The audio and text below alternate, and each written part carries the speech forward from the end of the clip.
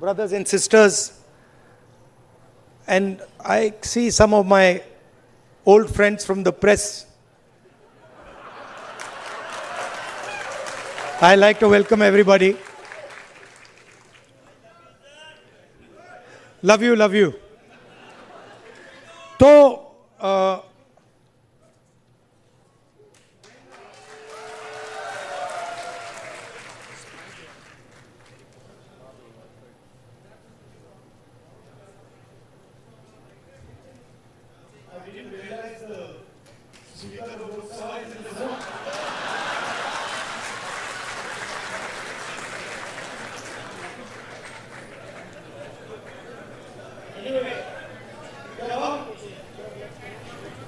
ये जो लड़ाई होती है ये अलग अलग लेवल पे होती है।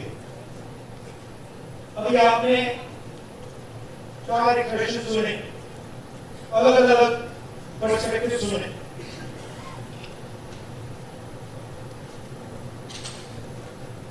मेरा काम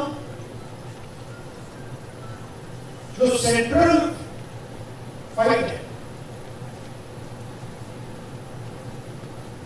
जो जड़ है, वहां पे फाइट करना मेरा काम। मैं तो मुझे मेरे लिए आइडियोलॉजिकली लड़ाई किस बात की है और आइडियोलॉजिकल स्ट्रक्चर क्या है वो समझना बहुत जरूरी है।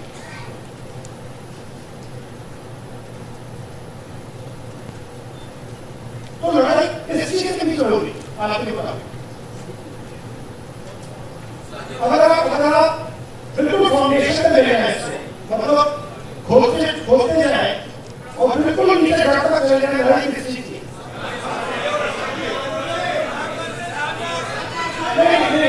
लेकिन जवानी बोर्ड से यहाँ है उससे नीचे जाइए।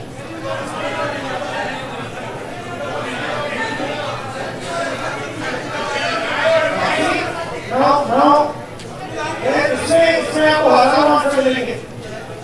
कोई कहेगा संविधान का है, कोई कहेगा संविधान का है, कोई कहेगा गांधी गोडसे, कोई कहेगा मीडिया फ्रीडम, कोई कहेगा आदिवासी, कोई कहेगा कॉर्पोरेट। ठीक है, तो इसको हम डिस्टिल कैसे करें?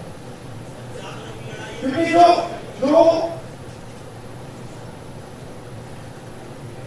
अगर इसको डिस्टिल नहीं करेंगे तो जैसे भी आवाज आने की वैसे आवाज है। कोई चिल्लाएगा उसको कैंसिल दूसरी आवाज कर देगी। तो आवाज नहीं देगी, बट आवाज की लॉजिक नहीं दिखेगी। तो this one. भैया, it's not coming properly. We can use this one. no, so why? चल नहीं रहा नहीं है, लाइव में नहीं है, लाइव में वो कह रहे हैं कि लाइव में वो नहीं आ रहा। तो नहीं वो बाहर तो you video it. ठीक है, नहीं I am more comfortable there.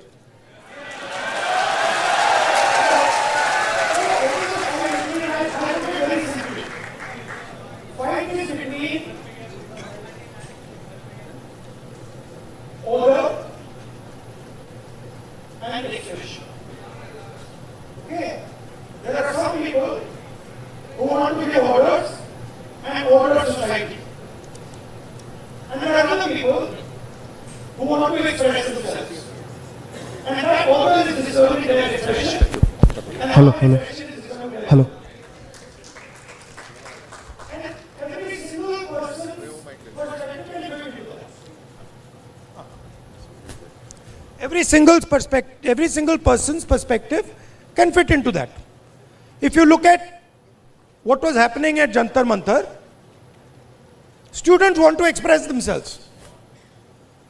They are in pain and they want to express themselves, and the government says no.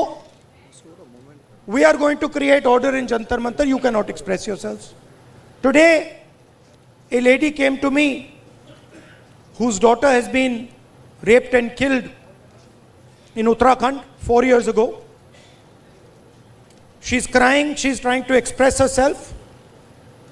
And the system says, sorry, we're not going to allow you to express yourself because it will create disorder if you express yourself. So, their job and their political philosophy is to impose an order on India. And an order that benefits them and certain other people. And our job is to make India express itself and break that order. It's not complicated. I'll show you. Sandeep, can you give me an order?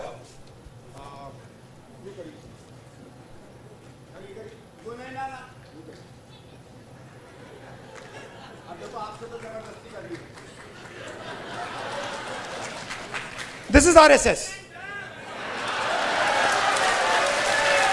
This is रचनात्मक कांग्रेस. एक और order दो भाई. हाथ मिलाने का order दे दो. चलो सिंपल कर देते हैं. Friendly gesture. हाथ मिलाने का ऑर्डर कर देते हैं. हाथ मिलाने का ऑर्डर दो. Our job is very simple. And we can drive them crazy. इनको हम मतलब पागल कर देंगे. मैं आपको बता रहा हूं, नरेंद्र मोदी रात को नहीं सोता है.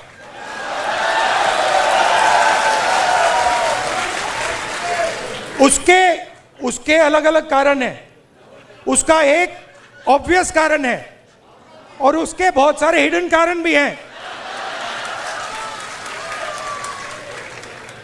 आपने देखा अमित शाह सो कॉल्ड, क्या कहते थे उसको पहले, चाणक्य, और क्या कहते थे, Sardar Patel, तड़ीपार. Where has he disappeared? वो भाग गया. वो 20 दिन के लिए पार्लियामेंट हाउस में नहीं घुस पाया वो. Why? Because for the first time they are feeling India's expression. और अब इनको बात समझ आ गई है कि अब ये देश अपने आप को एक्सप्रेस करने से नहीं रुकने देगा. ये चल रहा है गया. और आपको अपना छोटा सा मतलब आरएसएस का ऑर्डर क्रिएट करना है, क्रिएट कर दो, उठा के तोड़ के फेंक देगा. ये उसका एक तरीका है. मोहब्बत की दुकान है. वही बेसिकली वही कह रहा हूं. वो कह रहे हैं, देखिए, आइए संदीप, फिर से आपको डिस्टर्ब करता हूं. अब आप मुझे एक ऑर्डर दीजिए. हाँ, नहीं, आप एक ऑर्डर दे, एक ऑर्डर दे दीजिए मुझे, कोई भी ऑर्डर. ये क्यों किया मैंने? एक ही कारण है, क्योंकि मैं डर गया. अगर मैं ऑर्डर से डर गया, ऑर्डर देने वाले से डर गया, तो मैं अपने एक्सप्रेशन को बंद कर दूंगा. अगर नहीं डरा, क्यों मैं बंद नहीं करूंगा. मैं अंदर अपने एक्सप्रेशन को मतलब अंदर से गाली दूंगा कि भैया मुझे मतलब ये अच्छा नहीं लग रहा है. But that is an expression of fear. That is cowardice. And frankly, I must tell you, a lot of people in India, and this is something that has disturbed me, a lot of people in India have been behaving like cowards. So many people. They have been behaving like cowards against this cowardly force. Now I can understand if you are fighting the British Empire and suddenly you say, I'm feeling a bit scared. But you're fighting a bunch of jokers. How can you feel scared? Please understand, you're literally fighting a bunch of jokers, clowns, right? Who have no idea about our philosophy, no idea about our history, right? They're a bunch of clowns. Now, I couldn't say this. I can naturally say this about my friends in the RSS. It's obvious to me. In fact, it's obvious to most people that these people have no understanding of India. Right? Why? Because somebody who cannot connect with India as it is today cannot understand India. To understand India, you can't understand India 3,000 years ago. You have to understand it today, right now. And to understand it today, the only way to understand it today is if you understand its expression. These people, please watch them. Please watch them. I'll show you. Bhaiya, 3-4 of you come here. आइए अभी आइए. Just come. Just stand like this. Just stand next to him. Just stand next to him. Just come. Stand here. Now do that RSS salute. That one. How do you do it? Just do it. Just do it. Just do the RSS salute. See, they're not taking the order. Right? But this is what that structure looks like. This is what the RSS looks like mentally, conceptually. Now let me show you the Congress. Let me show you. No, they are now, suddenly they became the Congress. See? So these people, what have they done? What is the magic trick? The RSS has been utilized, has been captured and been utilized by large capital. Okay? Please understand, large capital, Mr. Ambani, Mr. Adani, these guys have captured the RSS. The RSS ceased to exist long ago. What was the RSS? The RSS was the expression of the small Indian businessman. Goldsmith, jeweler, Banya, that was the RSS. That died. It's gone. Today the RSS is an instrument of Mr. Adani. That's all it is. And they stand there with their lathis and all making a fool of themselves. Hindi में बोलूं, मेरा कहना है RSS क्या था? RSS जो छोटा businessman था, मैंने स्टडी की ये बात, जो छोटे छोटे बिजनेस वाले थे, मिठाई की दुकान चलाते थे, सोनार थे, लोहार थे, इनकी फोर्स थी. उनको तो उन्होंने धोखा दे दिया, मार दिया. वो तो सब मर गए. आरएसएस ने डीमोनेटाइजेशन कर दिया, जीएसटी कर दी और अपने ही लोगों को धोखा दे दिया, खत्म कर दिया. उसके बाद क्या हुआ? शुरुआत कैसे हुई? शुरुआत वाजपेयी जी के टाइम में प्रमोद महाजन ने की. कैपिटल इंजेक्शन को आरएसएस के अंदर उसने डाला, पहला फर्स्ट स्टेप. और second step Narendra Modi. Final corporatization of RSS और Narendra Modi. It's obvious. RSS as original force is dead. We are not fighting. They finish, they gone. Now RSS is an instrument of large capital. They are servants of Mr. Adani, just like Mr. Modi is servant of Mr. Adani. Now, what is our problem? Our problem, which has now to a great extent been resolved, that my friends in the media have been captured by them. It's a big problem, because they will come and tell me, sir, we don't like what is happening. But we have to, they tell me, I'm telling you, we have to feed our children. हमें भी नौकरी करनी है. मेरे मतलब वो prime minister house के सामने पुलिस वाला है, मेरे कान में विस्पर कर रहे हैं, भैया इनको हटाइए, आप यहां से इनको हटाइए. वो मुझे हटा रहा है और मेरे कान में कह रहा है, भैया इनको हटाओ. मैंने कहा ये क्या बात कर रहे हो? नहीं, हमारी नौकरी है, हमें काम करना है. अंडरस्टैंड. इनका भी एक्सप्रेशन मैं समझता हूं कि आपको अपने बच्चों की स्कूलिंग करानी है, फ्यूचर बनाना है. But there is also something known as national spirit. What is national spirit? National spirit is we are not going to allow a bunch of clowns to create order over us. Have you ever seen the Prime Minister have a conversation like this? Have you ever wondered? आपने कभी सोचा है कि प्रधानमंत्री press conference क्यों नहीं करते हैं? ये मेरे लिए नहीं सुनिए, ये मेरे लिए पहले बड़ी सरप्राइजिंग चीज थी। मैं सोचता था कि इसके पीछे कोई मार्केटिंग की स्ट्रेटेजी है, कुछ है। फिर मैं भैया उनके साथ कमरे में बैठ गया 5 मिनट और बात समझ आ गई, भाई ये तो जा ही नहीं सकता मीडिया के सामने, ये तो वहीं का वहीं 5 मिनट में खत्म हो जाएगा। रियलिटी, मैं आपको रियलिटी बता रहा हूं। तो रचनात्मक कांग्रेस का मतलब क्या है? आपको एक्सप्रेस करना है। आपने एलजीबीटी की बात की, आपने आदिवासियों की बात की। एक्सप्रेशन को दबाना नहीं है, कोई भी हो। और मैं आपको बात को और भी आगे ले जाता हूं। जिस दिन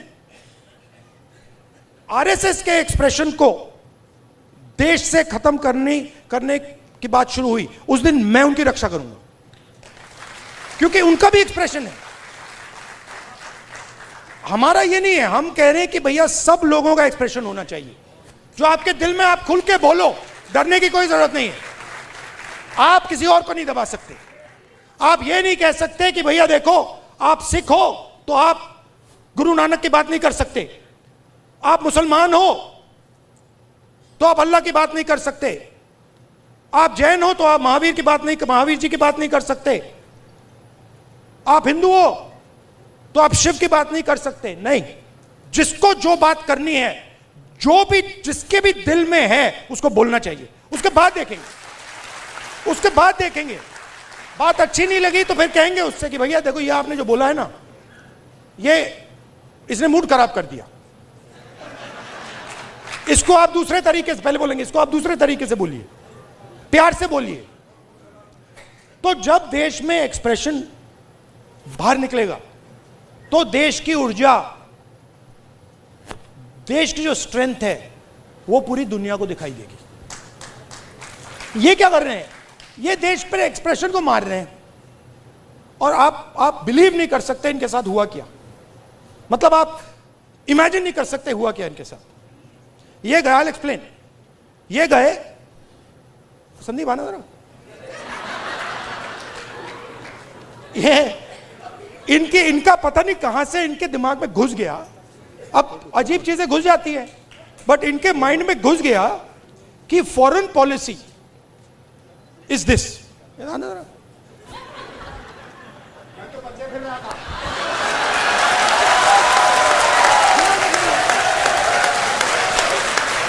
अब पता नहीं किसने डाला, कहां से घुसा कि भाई फॉरेन पॉलिसी का मतलब imagine the ignorance. Foreign policy. एक चीज पूछ सकता हूं? हाँ, मेलनी समझ के तो नहीं पकड़ा था? I have not reached there yet. But पता नहीं कहां से घुस गया कि फॉरेन पॉलिसी का मतलब नेताओं से गले लगना। मैं छोटा था, मैं आपको पता नहीं अंदर की बात है, बोलनी चाहिए नहीं बोलनी चाहिए, मां गुस्सा हो जाएंगी शायद, बट ठीक है मैं बोल देता हूं, फिर आप संभालना उनको। तो मैं छोटा था, हम अमेरिका गए, एक्सप्रेशन की बात हो रही है तो कह देता हूं, हम अमेरिका गए। मैं आपको ये बात इसलिए बता रहा हूं कि लीडर क्या होता है, मैं ये समझाने की कोशिश कर रहा हूं। तो हम अमेरिका गए, मैं 12 साल का था, प्रियंका, मैं, मेरी मां, दादी प्राइम मिनिस्टर थे। गले मिलने की बात हो रही है ना। तो स्टेट डिनर था, ऑफिशियल डिनर था। तो दादी और माँ ऑफिशियल डिनर पे गए, हम बच्चे थे तो हमें मतलब छोड़ दिया घर, हम खेल रहे थे। 2-3 घंटे बाद दादी वापस आई और दादी कहती हैं कि सोनिया, इन अमेरिकनों ने ना मुझे बिल्कुल बेवकूफ समझ रखा है। तो मां कहती है, मां दादी को मम्मी कहती थी, तो मां कहती है मम्मी वाई? और मेरी दादी कहती है तुमने नोटिस नहीं किया कि जिस रंग की मेरी साड़ी थी उसी रंग का ड्रेस नैन्सी रेगन पहनी थी। मतलब आप अपने दोस्त के घर नहीं जा रहे हो, इस काम में हिंदुस्तान का प्राइम मिनिस्टर दोस्ती नहीं करता है, उसको दोस्ती से कोई इंटरेस्ट नहीं है, उसको अपने देश की रक्षा करने का काम करता है। अब इनके दिमाग में पता नहीं कहां से घुस गया कि ये मेरे दोस्त हैं। वो गले लगने लग गया, थोड़ी देर बाद हो जाता है कि भैया ये मेरा दोस्त है, गले लग लिए 3 बार, दोस्त होगा। वो पीछे से पकड़ लिया उन्होंने।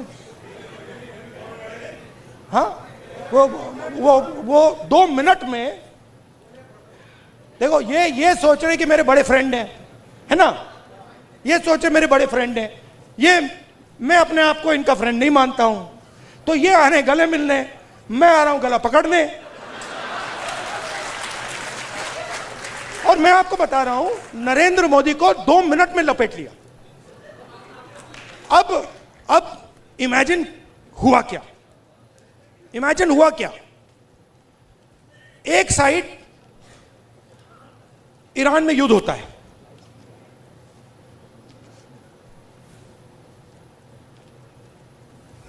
हिंदुस्तान के लिए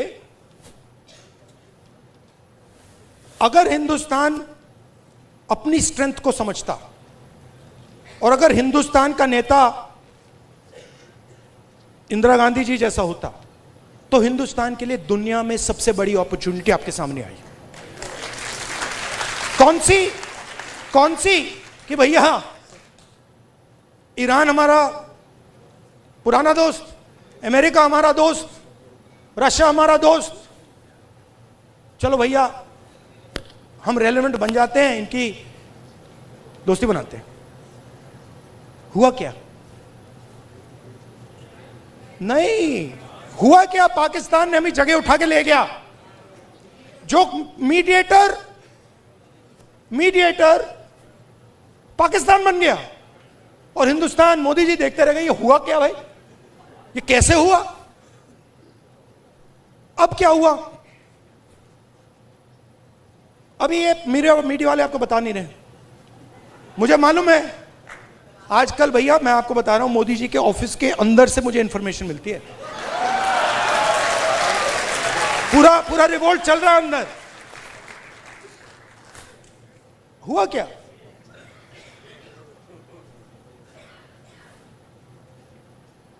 हमारी पेट्रोलिंग एरिया में चाइना ने अरुणाचल में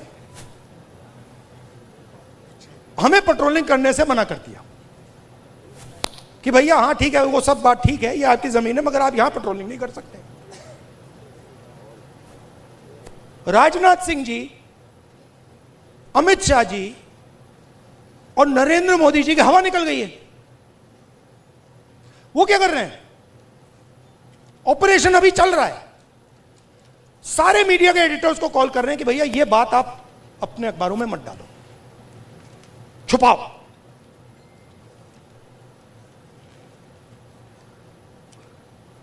सीधा बिना सोचे समझे देश का नुकसान कर रहे हैं। मैंने देखा, नहीं मैंने अपनी आंखों से देखा, गलवान के बाद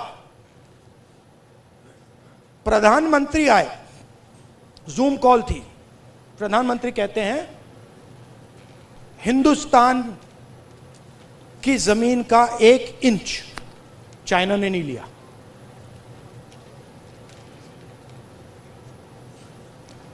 उसके बाद आर्मी कहती है कि भैया हिंदुस्तान की जमीन तो ले गए। आप सोचिए, चाइना को मैसेज किया गया, चाइना के नेगोशिएटर्स ने हमारे नेगोशिएटर से कहा कि आप क्या बकवास कर रहे हो, आपके प्रधानमंत्री ने बोला हमारी आपकी जमीन नहीं गई। फैक्ट बोल रहा हूं आपको। आर्मी कह रही है कि भैया हमारी जमीन गई, चाइना का नेगोशिएटर कह क्या बकवास कर रहे हो, तुम्हारा तो प्रधानमंत्री कह रहा है नहीं गई है, जाके उनसे बात करो। तो इन्होंने इंटरनली देश को खत्म कर दिया है, फॉरेन पॉलिसी उड़ा दी है, और सारा का सारा काम अपना जो पॉलिटिकल स्ट्रक्चर है उसको फाइनेंस करने के लिए, अदानी जी का पैसा लेने के लिए ये उन्होंने किया है। अब ठीक है, पहले क्या था, मूड खराब था, आप लोगों में भी मूड खराब था। मेरे पास लोग आते थे, भैया ये कब होगा, कब खत्म होगा, कब खत्म होगा, इसमें तो 10 साल लग जाएंगे। अब तो नहीं बिलीव करते ना, है ना, अब तो हो गया ना। हाँ, क्योंकि अब कांग्रेस पार्टी, ऑपोजिशन, सबका एक्सप्रेशन चालू है, अब नहीं रुकने वाला वो क्या। हाँ, thank you, tata, goodbye. और मैं आपको बता रहा हूं, आप लिख लो, जिस दिन तक नरेंद्र मोदी अपना इस्तीफा नहीं देंगे, अमित शाह नहीं हटेगा, उस दिन तक नरेंद्र मोदी और अमित शाह नहीं सो पाएंगे। उनको हम जगा के रखेंगे, पूरी रात जगा के रखेंगे, जब तक वो कोलैप्स करके कहें कि भैया ये हमारी बस की नहीं है, माफ करो, छोड़ दो हमें। और बिना नफरत के, बिना हिंसा के, बिना नफरत के हम हमारी देश की संस्कृति, हमारे देश के कल्चर की लड़ाई लड़ रहे हैं। हमारा देश नफरत का नहीं है, मोहब्बत का है, प्यार का है, भाईचारे का है, अहिंसा का है। ये हम प्रूव करके दिखा देंगे सबको। अब आप सबको, जब आपको ऑर्डर मिले ऊपर से, अच्छा लास्ट बात बताता हूं, ये मैं बात समझा कब, ये ऑर्डर वाली। मैं एक दिन लोकसभा में ना, एक तो प्राइम मिनिस्टर का साइड होता है और एक ऑपोजिशन का होता है, तो एक दिन पता नहीं क्यों मैं उस साइड से जा रहा था ऊपर की ओर, तो वो बैठे हुए थे वहां पे। तो जब मैं वहां से निकला, वो मेरी ओर देख रहे थे सारे के सारे बीजेपी वाले, मैं थोड़ा उनके जानबूझ के थोड़ा ऐसे पास जा रहा था, और मैं वो घूर घूर के देख रहे थे, मैं भी घूर घूर के वापस देख रहा था। तो एक बीजेपी के सांसद ने पता है क्या बोला, मैं सुन लिया, वो मेरे लिए एक्चुअली था नहीं, मगर मेरे कान में घुस गया वो, क्योंकि ओपोनेंट, मतलब ओपोनेंट गुरु होता है हमारे सिस्टम में, हमारी फिलोसॉफिकल सिस्टम में ओपोनेंट गुरु होता है, वो दुश्मन नहीं होता, वो हमें सिखाता है, और उससे हम नफरत नहीं करते हैं, उससे हम प्यार करते हैं, बट हम उसको समझाना चाहते हैं यार तू गलत रास्ते पे चला गया है, प्यार से। तो उसने क्या कहा, उसने कहा पता है, ये जो है ना, मेरे बारे में बोला, ये जो है ना, अपने कॉलीग से बोला, ये जो है ना प्रॉब्लम पता है क्या है। वो बोलता है क्या है, कहता है ये, फिर उसने थोड़ा गंदा शब्द यूज किया, वो मैं नहीं यूज करूंगा, स से, ये किसी खांचे नहीं, ये किसी भी खांचे में नहीं घुसता है, इसको ये कहीं भी नहीं फिट आता है, ये कहीं भी घुस जाता है, अपना करता रहता है। हां, मैं और हम सब किसी खांचे में नहीं घुसने वाले लोग। हमारे पास हजारों खांचे हैं। देखिए मैं आपको बताता हूं, आप सिख हैं, ठीक है, पहला खांचा। दूसरा खांचा, आप बॉलीवुड स्टार जैसे हैं लुक में, दूसरा खांचा। तीसरा खांचा, आप भाई हैं, राइट। चौथा खांचा, आप स्पोर्ट्समैन हो, राइट। हम सब के पास हजारों खांचे हैं, जो चूज करना कर लो, किसी एक खांचे में नहीं फंसना। Love you all, thank you very much, keep fighting.